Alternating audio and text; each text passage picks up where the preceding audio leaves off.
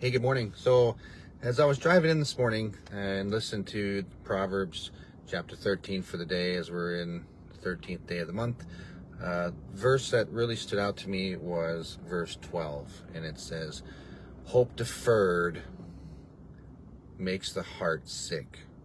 And that got me thinking, when we think about the idea of hope, right? Everybody, I'm kind of a marriage guy, so I like to translate and overlay the principles when it comes to relationships. And so, we think about when we get into a relationship, especially when you get into a marriage, right? The reason people say I do is because they have an expectation.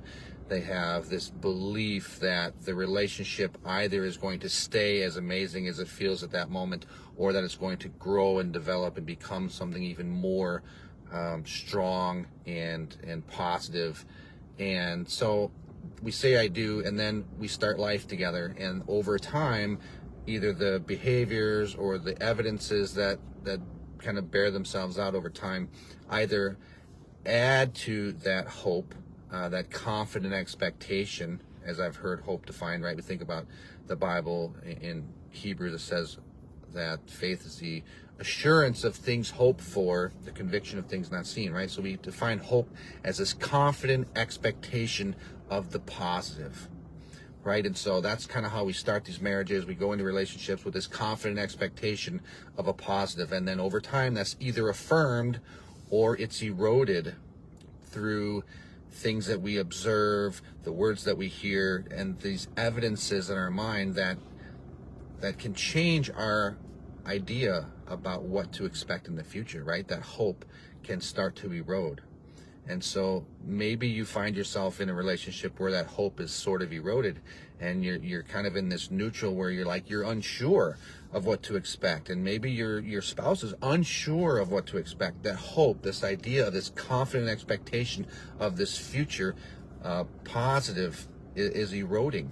And what happens is every interaction is either building a positive hope, or it's eroding and it's kind of whittling away. And what happens when the relationships really get destroyed is it goes all the way to the negative, where it becomes hopeless, right? And you think about hopelessness, and that's not necessarily a lack of a belief of something positive.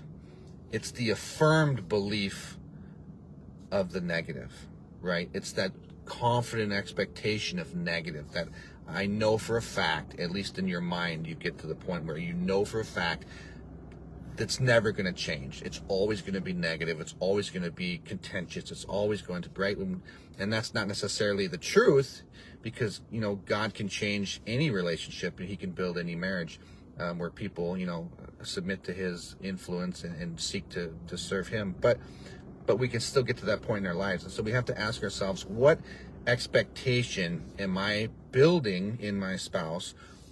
What evidences am I providing to my spouse? And am I contributing to the hope, or am I contributing to the hopelessness? And when that hope in our spouse, like that verse said, hope deferred make the heart sick. Am I contributing to that hopelessness in my spouse based on my behavior, based on my conversation, my words, my attitudes, my whatever, self-focused instead of, focus on somebody else? And we think about the verse in, I believe it's 1 Corinthians 13, when it says, love is patient, love is kind. But one of the other attributes of love is that love does not seek its own.